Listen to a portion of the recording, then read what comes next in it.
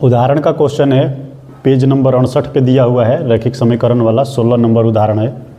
बोल रहा है के किस मान के लिए निम्नलिखित रैखिक समीकरणों के युग्म के अपरिमित रूप से अनेक हल होंगे। मीन्स यहाँ से के का वह मान निकालना है जिसके लिए अपरिमित हल होगा, अनेक हल होगा। तो अनेक हल होने के क्या कंडीशन होते हैं?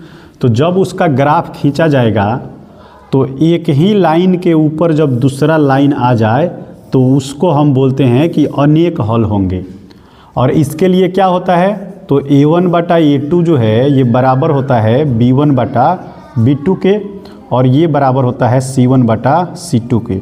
ये तीनों कंडीशन एक दूसरे के बराबर होंगे तभी ग्राफ एक के ऊपर दूसरा आएगा, तब अनेक हल होगा। अब इसी को आपको सॉल्व करना है। तो सॉल्व करने के लिए सबसे पहले हमको a1 और a2 पता होना चाहिए। तो इसके हिसाब से लिखेंगे, तो लिखेंगे a1 बटा a2, तो ये कितना हो जा रहा है? तो k बटा 12, x के साथ k है और यहाँ पे x के साथ 12 है, तो a1 बटा a2 आ गया। फिर b1 बटा b2 इसको लिखेंगे, तो यहाँ पे 3 है और यहाँ पे k है, तो ये हो गया 3 बटा k। फिर हम क्या लिखेंगे? c1 बटा c2, और ये यहाँ पे देख रहे हैं तो यहाँ पे क्या है? तो ये है k माइनस 3, और यहाँ पे है माइनस में है, और यहाँ पे है माइनस में k, तो माइनस से माइनस कैंसिल आउट हो जाएगा। तो ये हमारा तीनों का मान है। अब हम चलते हैं इसके केस के हिसाब से अनेक हल होने के लिए। तो हम लिखेंगे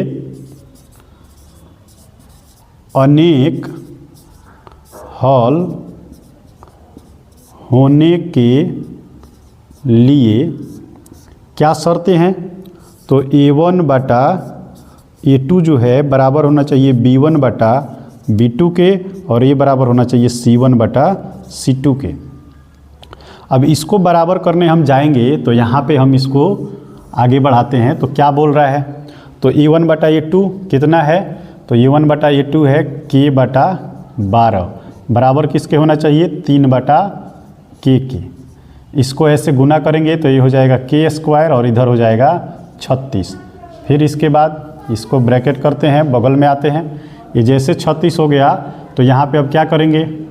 k का मान निकालेंगे, और k जो है इधर जाके रूट कर देगा 36 को, और k का मान जो है ये प्लस माइनस 6 आ गया। अब यहाँ पे दो मान दे रहा है k, माइनस 6 और प्लस 6। तो आपको लेना कौन है इसमें से, कौन इसका सही आंसर होगा? उसके लिए हमको क्या करना पड़ेगा? फिर दूसरा वाला केस हमको लेना पड़ेगा, b1 बटा b2 और c1 बटा c2। तो उसके हिसाब से हम जाएंगे तो लिखेंगे b1 बटा b2 बराबर c1 बटा c2। अब इसके हिसाब से जाएंगे तो b1 बटा b2 कितना है? तो 3 बटा k है, तो ये 3 बटा k। c1 बटा c2 कितना है? तो ये k माइनस 3 बटा k। इसको ऐसे गुना करेंगे, 3k ये जाएगा ऊपर, तो k स्क्वायर, ये k इसमें गुना होगा और इसमें गुना होगा तो माइनस 3k। ठीक है।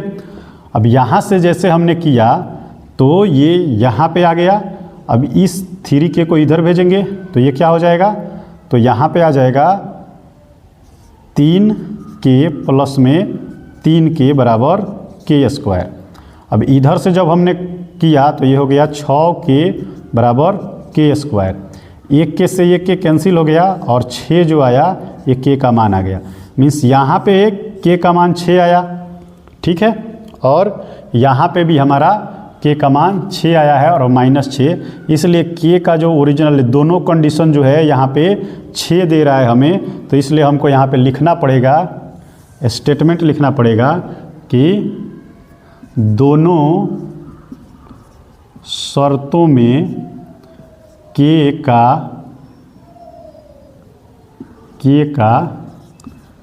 उभयनिष्ठ मान 6 है, इसलिए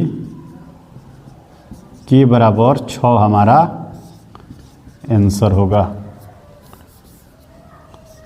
k बराबर 6।